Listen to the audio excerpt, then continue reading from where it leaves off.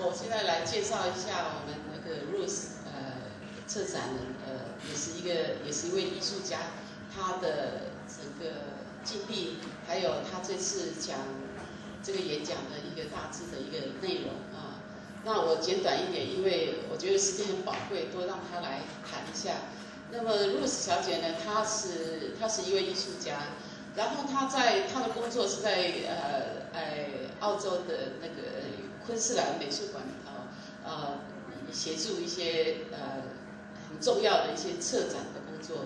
那么他自己也是昆士兰大学美术馆的一个策展人，他所策展的一个展览的内容呢，跟织品、跟当代这个概念，还有太平洋这个区域呢，都是紧紧的扣在一起的啊。那就被称作是 APT 啦，就是Asia-Pacific Triennial 啊。我刚才有跟他讨论过，说为什么是 Triennial 而不是 Biennial 这样子啊？他等一下可能会谈一下，就是西方呢，在欧洲可能大概都是双年展比较多啊。那为什么在这个澳洲这边会有3年展这样的？它可能是交通的关系，可能是有其他的地理的因素，还有呢文化上的不知道哈。他等一下可以讲一下。那他在英国呢获得了这个视觉艺术的这个硕士学位哈。那作为一位艺术家，同时也是一位策展人，他所策展的东西是被他的艺术创作的东西所激发的啊，所以我是觉得说，在座各位作为一位艺术家，其实呢也可以尝试做一个策展人这样子的一个活动，因为策展本身也是一种创作了啊。那今天呢要谈的这个题目呢是有关于就是在昆士兰美术馆的一个亚太当代艺术3年展的南岛艺术哈。那因为这个 APT 呢，它已经有20年的历史了。它第7届的时候，它有参与啊，所以他就在谈这个3年展呢所策展内容里头呢，怎么样带出一种当代性，怎么样带出澳洲呢透过艺术的方式，使得整个社会呢发展出什么样更有意义的一些议题出来，甚至它可能不是艺术，它可能是环境的问题，它可能是族服的问题，它可能是农业的问题等等啊。这个就是艺术家或者是策展人呢，他在艺术上面呢反映了这整个社会。这个呢，我就认为是非常当代的啊，因为我也刚从威尼斯双年展回来看的时候，我发现这个艺术的这个力量是非常大，而且它非常有社会性的啊。那我们现在呢，就来欢迎那个 Ruth 小姐来做她的演讲。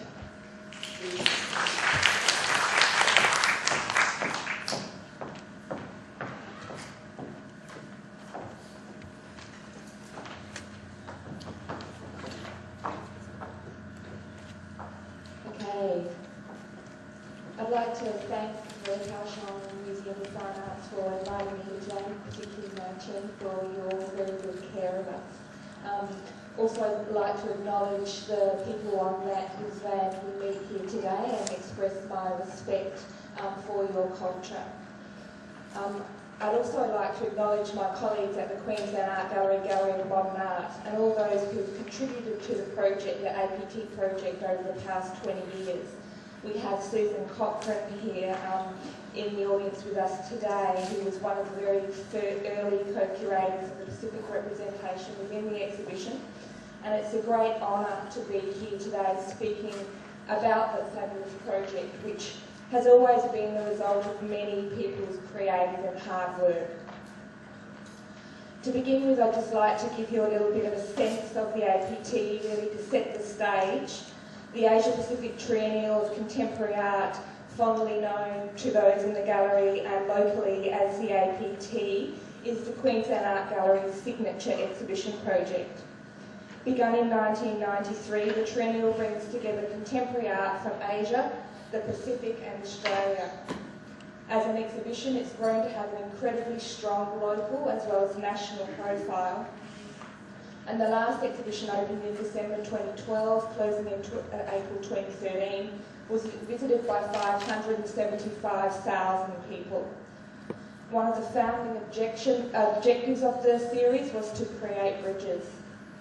While it did emerge at a time when there was a strong desire for economic and diplomatic links, the exhibition focus was cultural and responded to a growing confidence in Australia about distinguishing a voice independent of European and American models. And I think it's really important to acknowledge that this was a time in Australia where Indigenous people were developing a very, very strident political and artistic voice. We had the bicentennial celebrations where we had major exhibitions of contemporary Aboriginal art staged by Aboriginal artists and very, very significant political events happening. We also had groups such as Papunya Chula with their art achieving unprecedented financial success in the international markets. So politically, Indigenous communities were becoming a lot more assertive, and it's in this context that the gallery decided to focus on developing a major exhibition project and collection that did not look to colonial powers, but that explored contemporary Australian art and culture. And I think it's important also to emphasise that we are based in Australia, and so Australia is part of what we look at in relation to Asia and the Sea of Islands comprising the Pacific. Each triennial seeks to explore the contemporary within the confines of this geography in a fresh way, with the desire to move away from colonial geopolitical definitions of place. One of the earliest and most enduring paths of exploration has been that of the less well-known regionally specific histories of exchange. And projects have been staged within the triennial that have explored connections linking countries across the Mekong, for instance, or those that connect East, West and Southeast Asia.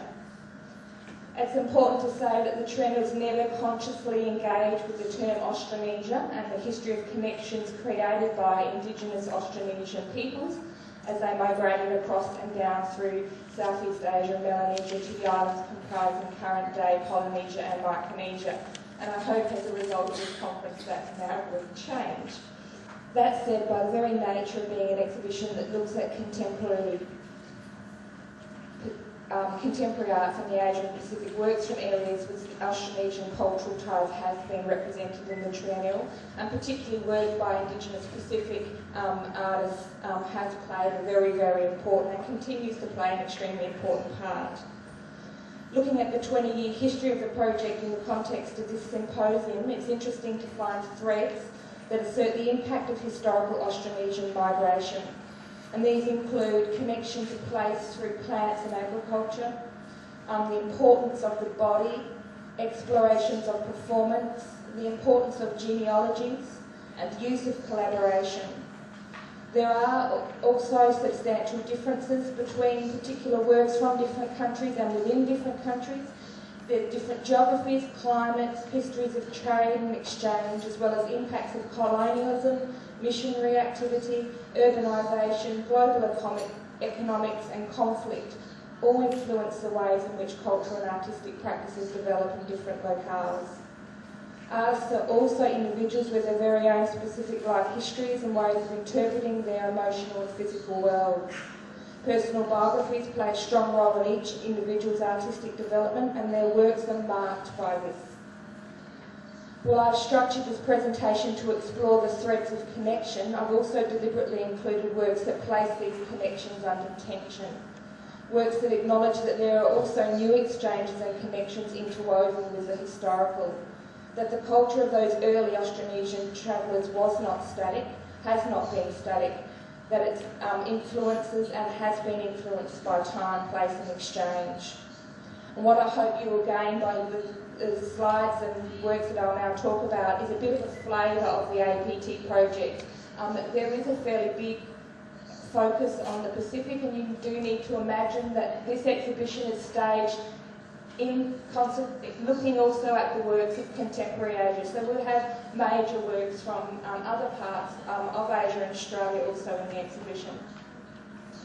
But to begin with, I'd like to begin with the idea of the ground or place.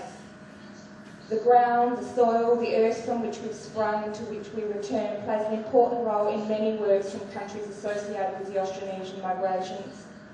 we've found that many artists express their sense of identity as being rooted to a particular place and an exploration of the process of physically cultivating that ground to live on. And one of my favourite works, actually out of all the triennials, is the one that's currently on the screen, and engages with this particular idea of the ground. It's a beautiful bark cloth or Fijian Masi installation called Tetevu, a New Garden. It's a collaborative work between New Zealand Kiribati artist Dame Robin White, who worked extensively with Fijian Masi artists Lemba Toki and Bale Gioni. The work is very much rooted in Lemba and Bale's Fijian Lao culture. And this is the three artists. The Masi is beaten from barks of trees in Lemba's garden. The dye is traditionally collected from plants and pigment sites. And the iconography refers directly to traditional Lao Masi patterns. It also brings in other iconography, including indigenous plants used for food. Well, I'll just go back to the first image because the title of the work refers to the writings of Baha'u'llah, the Persian founder of the artist's shared Baha'i faith. And you'll find that there's quite a lot of references within the Masi also to different faiths from across the world, including the Baha'i. And while their shared Baha'i faith plays an important part in the work, it's very much also based on the role that gardens and gardening play. It's important to the artists that the act of acknowledging their faith involves them planting images. And when they talked about making this Masi, it was very much about pushing that dye in through the stencil into the surface of the cloth. And taro was one of the first things that they planted in their garden. Another artist who is very inspiring, who is engaged with the idea of ground, is John Poulet. He's also a poet. In his writings, he said, "The heart of my story is about generating and making the soil to stand on." Poulet was first shown in APT in the Waka Collective in 1996, but his work was more substantially explored in APT 5, which was 2006, with a spectacular installation of paintings, drawings, prints, and a dedicated children's project. Early paintings stylistically adapt the formal grid-like pattern of Niuean hiapo, or bark cloth, and in contrast, the later paintings are inspired by the dynamic ways in which many hiapo artists disrupted this grid, and are like centric maps to narratives about migration and Niuean oral history.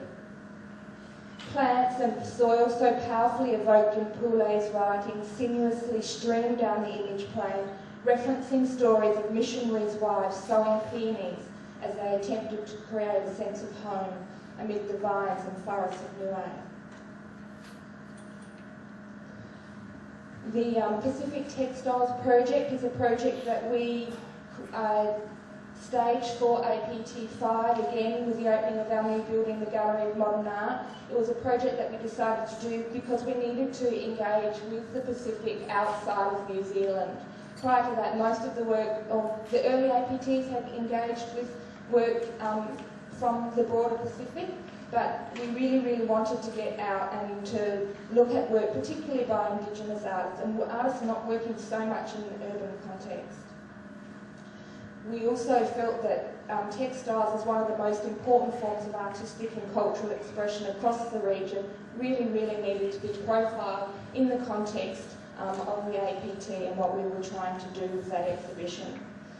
The types of textiles that we were looking at for this particular project were quilts and embroidered mats, so primarily from the Polynesian islands of Hawaii, Tahiti and the Cook Islands, and the mats from Samoa and Fiji. Many of these textiles reference plants and the importance of the garden and its products. Particular plants are associated with mythological stories, such as in this beautiful Kapa Kuwiki by Margot Morgan, where she has used the ulu or breadfruit motif. The breadfruit in Hawaiian mythology is said to be the embodiment of Ku, one of the 4 major gods, and he transformed himself into a breadfruit tree during a time of famine to save his people. The bright proliferation of flowers found on other quilts and mats, while seemingly decorative, helped to ceremonially charge these significant objects. Replacing bark cloth in Tahiti, the Cook Islands and Hawaii, the respective Tifaipai, and Kapakawiki quilts continue, like some fine mats, to be created for gifting at major rites of passage. Flowers believed to be imbued with certain transformative effects and thus worn at such ceremonies as personal decorations are sewn into these layered cloths, imbuing them with transformative properties. New Caledonian artist Denise Tiavani's beautiful work, The Crying Taros, which was staged in one of the early, I think, APT2, also seeks to reveal and recover. What Denise is interested in recovering is a respect for the knowledge and experience of Kanak women. The work comprised a taro garden that she planted in the grounds of the gallery, and implanted on each taro was a small microphone resonating with the laments of women of the northern province of New Caledonia. For Denise, the act of immersing fingers in the soil and planting the shoots of staple food strengthens the ground and provides a much-needed piece of land to live from. This is a work by Edward Rosino called Green Hypermarket. It was one of the most popular works actually in the last triennial opening in December last year. It comprises 150 photographs of individual plant cuttings potted in throwaway containers. While there are obvious references to Warhol's famous soup cans and a growing concern of the detritus of our contemporary throwaway culture, there's an incredible poignancy to the plants and the gesture of nurturing them to grow that speaks of something else. And I think that this is why it was such a popular work. Everybody was looking at the kind of plants and saying, I've got nearly that one. And to me, it reminded me of little, things that you grow in a courtyard, and just that sense of trying to make a place by growing something. The next body of work idea I'd like to look at is the idea of the body. For centuries across Australasia, the body has also been one of the primary canvases on which to record or enact certain narratives and genealogies. The practices of tattooing, the arts of oratory, singing and dance all draw on the incredible potency of the body as a surface or tool for communicating with others. The importance of the body and the cultural practices associated with it have played out in various ways within the triennial. And one of the most obvious is through performance, which I'll return to, but first I want to look at the way the body itself is manifested. One of the most powerful recent instances of this was the APT7 installation by an artist who you've heard quite a lot about today, New Zealand Samoan artist Greg Semu. Primarily a photographer, Semu was known for images that theatrically represent and reinterpret remnants of his oceanic cultural history. Often featured in the photographs himself dressed in a traditional Samoan pia, Semu also assertively states his claim to the construction meaning around his islander body. The significance of the pia in the articulation of contemporary islander identity was the subject of a much earlier body of work, as you see on the screen here, which is in our collection. And the presence of the obviously tattooed or culturally inscribed bodies continues to play an important role in his photographic work. Here's some images of the installation as it appeared in APT7, which includes the works that he did here in Calishawn. What was really fantastic about this installation was the way that he had used light boxes and the darkness of the space, which he had animated with a soundtrack of a Maori karakia, a prayer acknowledging the ancestors and to welcome visitors. And these two things really forced you back into your body and made you really aware of the absence of the people on the screen. Cultural inscriptions of bodies and the roles that the body plays in negotiation with others is also key in the work of Dutch Indonesian artist Bella Jasma. In her APT3 work Highlander, she drew on the spectacular costumes worn ceremonially throughout Indonesia to communicate status and genealogy. She transformed these costumes by creating 4 skin cloaks which were worn at the opening and served with food. Each of the cloaks was made from a different animal, and we see she's used the dried skin of a kangaroo, a frog, fish and chicken. These are all creatures used for food, and Jasmine is really interested in the idea of what it means to be, or thinking about the idea of what it means to be in another person's skin. Like Jasmine, Vietnamese artist Dee Kim Lay also explores the body as a complex site of meaning and experience.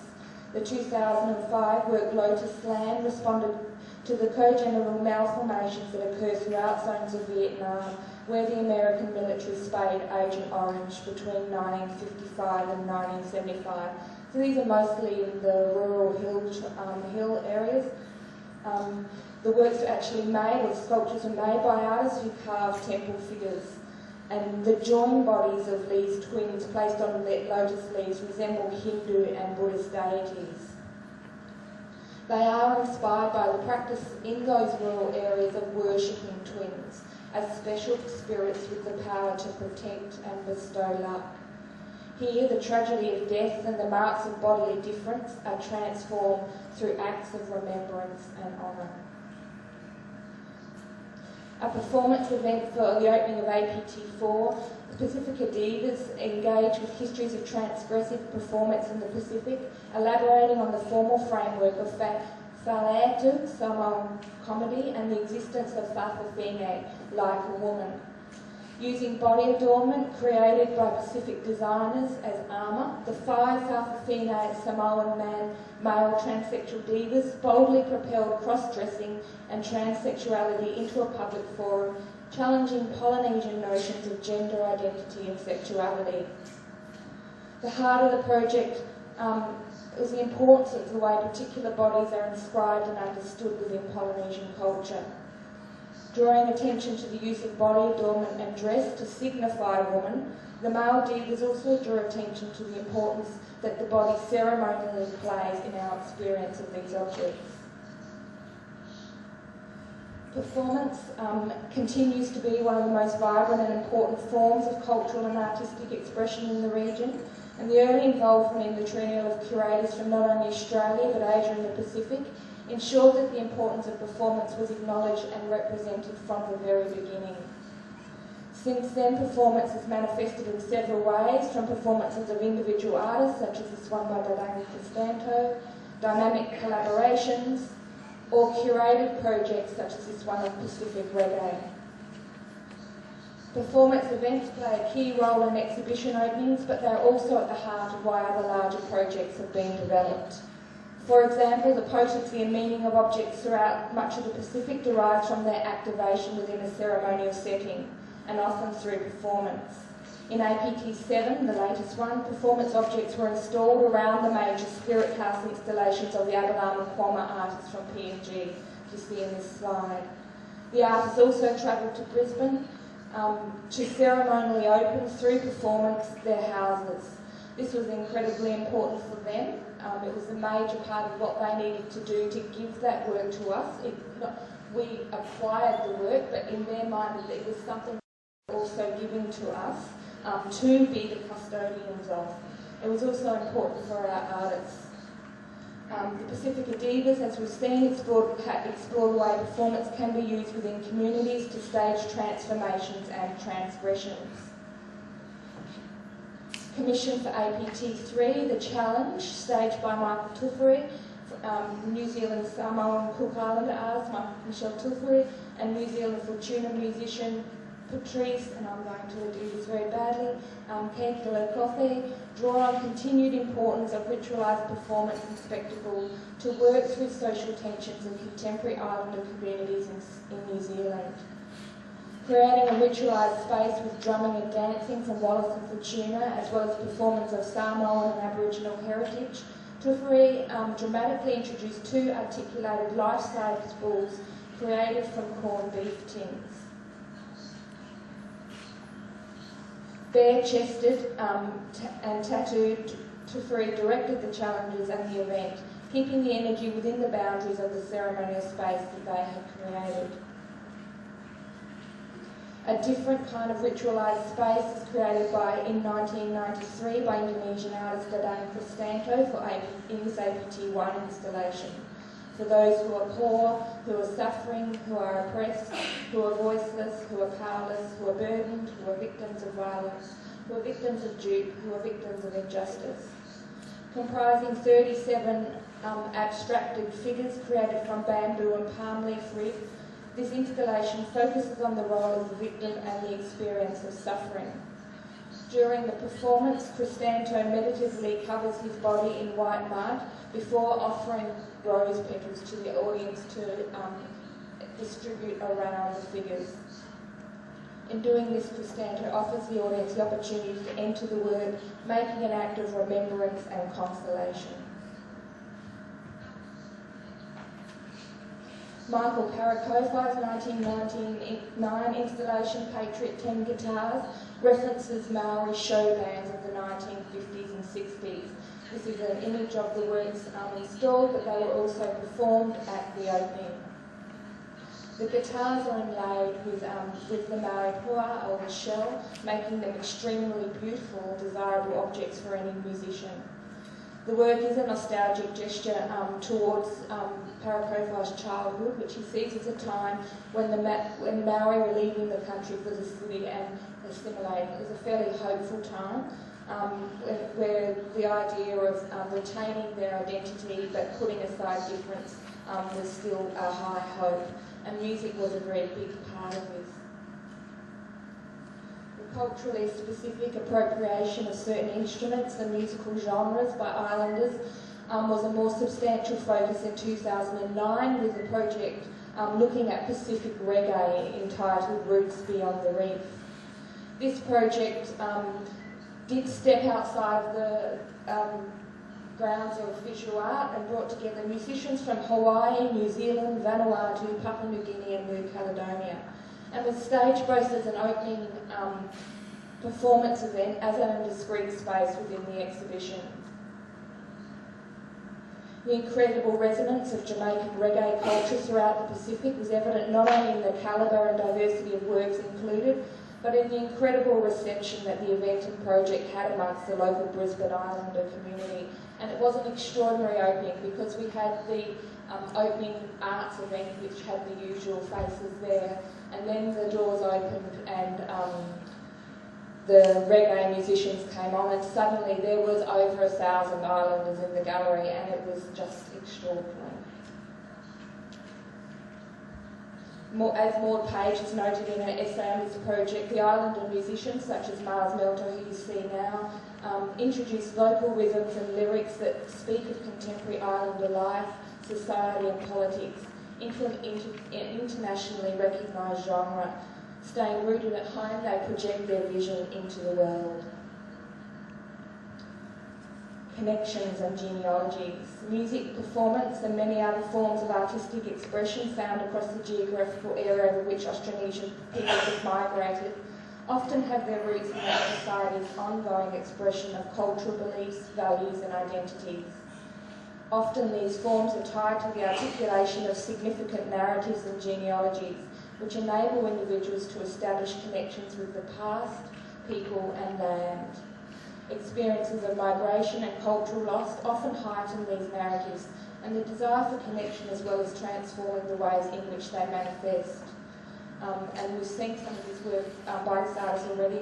Karen showed it to us today. This is a recent installation by Tongan artist Philippe Togi in APT7, and he's probably one of the most outstanding exponents of this particular kind of thread. Togi's skill and understanding of lalava, Tongan lashing, has underpinned an artistic practice for over 3 decades. Lalava, the lashing of senet, a hand-rolled cordage made from coconut husk and dyed to earth shades, historically was used in the absence of males to bind objects ranging from seafaring vessels to houses. Togi contends that the lava patterns also tell these structures stories. Specific patterns reference the presence of particular genealogies articulating the precise purpose of a space. and a broad cross-section of Toki's work. The APT7 installation included drawings, maquettes, sculptures and lashed sculptural forms in which the rendition of particular patterns is evident. To those who could read them, these patterns reveal very specific knowledge. As we've seen, the Maori artist Michael Parakofi in 10 Guitars established connections to his Maori childhood. A much later installation of his, bigger installation of his work in APT5 also asserts his place within cultural and artistic lineage. This is a group of works that this installation brought together a group of works made between 1990 and 2005. And we see in it sophisticated responses to the work of New Zealand modernist artists such as Colin McCann in this work and Gordon Walters. You might see in the past slide, Gordon Walters' work is also in this particular APT. So there was a direct conversation between Gordon Walters and then Parakofi's conversation with that work. Both McCann and Gordon Walters are celebrated for their exploration of Maori culture, and the act of referencing these works situated Parakofi within the story of not only Maori but New Zealand art. So it was a very strategic work, very intelligent artist. Hawaiian artist Solomon Enos, graphic novels Polyfantastica, draws on the vibrant storytelling traditions of Indigenous Hawaiian people. And here we see it installed and then some details. It looks at the 4 epic 10,000-year periods, presenting a complete genealogy of fascinating ancestry characters. Malaysian artist Sheau-shei Suleiman also engages with collections, but works against ideas of unity, stressing the importance of acknowledging difference and the dangers of imposed connections in contemporary Malaysia. Her work Darkroom references the time preceding the May 1969 race riots, when individuals not adhering to ideas of unity were lost, so to say. The installation brings together 50 portraits found in second-hand stores, documenting women and men of different ethnic groups. And Suleiman uses flower petals, ink collage and paint to subtly transform these individuals, creating ambiguity around race and gender. Also engaging with ideas of genealogy, in APT6 was a stunning collection of customary sculptures from the island of Ambrum on Vanuatu, closely tied to the reaffirmation of custom. Thank you, Susan, for explaining that so well earlier today. The works speak to and participate in rites associated with male grave taking. And in the case of the Te Maniawi, which are the works over on the far left, they directly reference particular ancestral figures. This whole installation really acted as a primary link with ongoing culture. One of the earliest and most significant threads to emerge in APT has been the importance of collaboration, and the APT2 project, the Waka Collective, really kicked this off. The idea was initiated by curators responsible for the 1996 New Zealand representation, Jonathan Mane-Thuoki, Jim Beviare and Milo O'Neill. Waka is a word for canoe, a Maori word for canoe, and using the canoe as a metaphor, this project sought to recall the historical past of migration that had settled New Zealand, as well as create a symbol of New Zealand's new multiculturalism, a craft of diverse people. Installed in the gallery's beautiful watermall, the project brought together artists of Maori, Polynesian, European and Asian descent. In many cases, the project started by the men creating work, and then the female artists responded to it. Lots of fabulous work in this particular installation. Many of the artists engaged in that particular project were then later looked at with much larger representations in later triennials. We've already looked at the Divas project, which came out of but it's important to say that this project came out of a particular collective called the Pacific Sisters, which was established to assert a distinctive identity of 4 Pacific Island women born in New Zealand. Before this, there were already other strong collective projects, such as the APT performance of Papua New Guinean artist Wendy Chulai and Michael and Anna Mell, or the interactive installation of Brisbane-based Indigenous collective, the Campfire Group, just to name a few.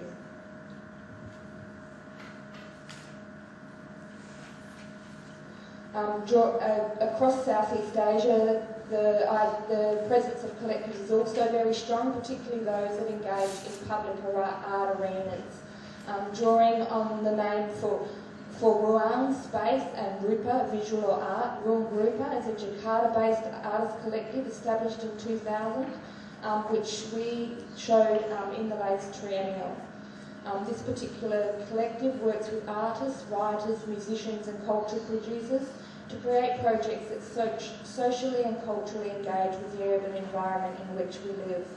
And this particular project, they developed a hoax, really. They decided that there was a fictitious punk band, Indonesian punk band, that had influenced the Brisbane rock scene during the 1970s. So they wanted to draw connections between the political and social situations in Indonesia and in Brisbane at that time. And they didn't just work collectively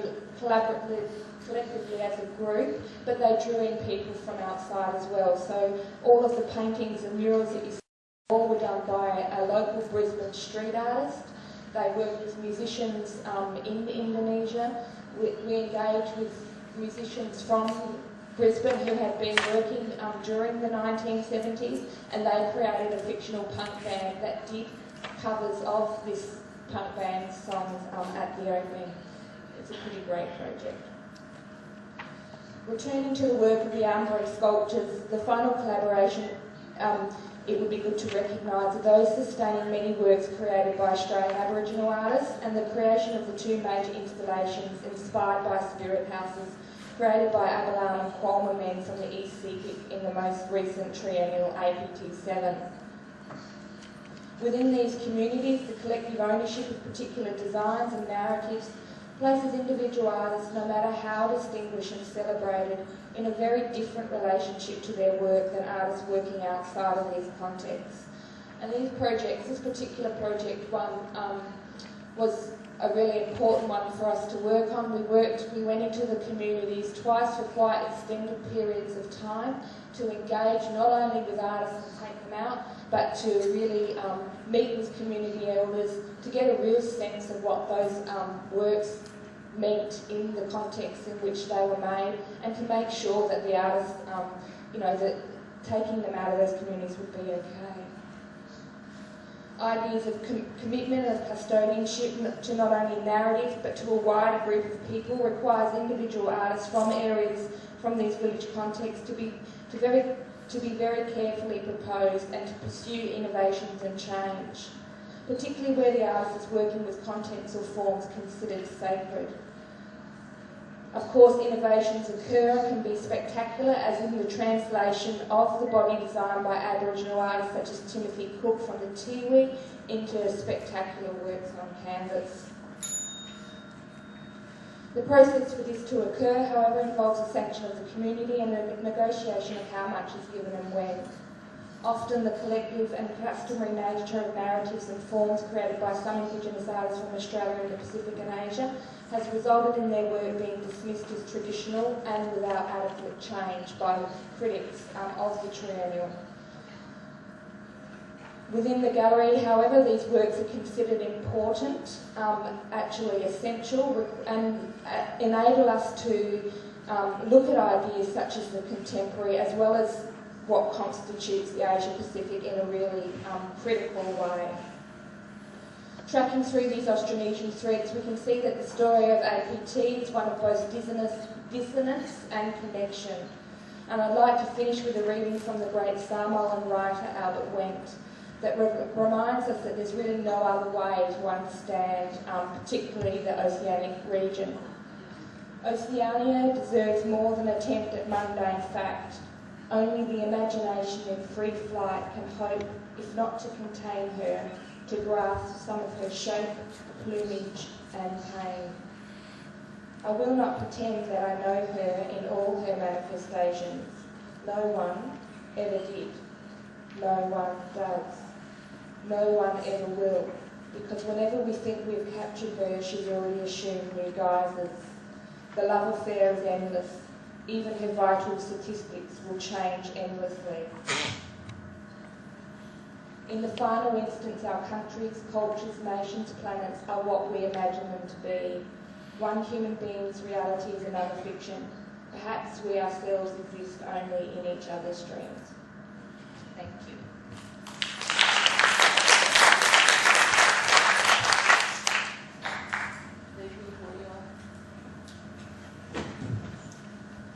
Thanks for your presentation. 那个非常精彩哈。我想 Ruth 呢，他提到几个重要的这个论点，就是有关于这个 APT 呢，它这个艺术季这个展览的一个精神，还有他对艺术或者是对原住民的一个艺术家的一个贡献在哪里哈？